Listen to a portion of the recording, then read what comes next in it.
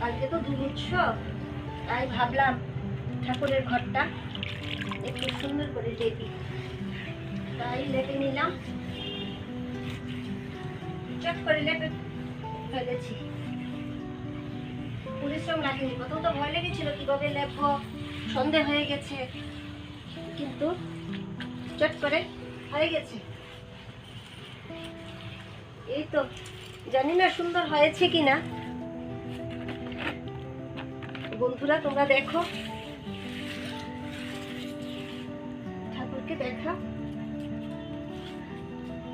কালকে দোল পূর্ণিমা, তাই আজকে ঠাকুরের ঘরটা একটু লেপে নিলাম। সন্ধ্যা হয়ে গেছে, কিন্তু তাড়াতাড়ি করে আগে সন্ধ্যাবাতি দিলাম, তারপর মাটি গুললাম, গোবর দিলাম,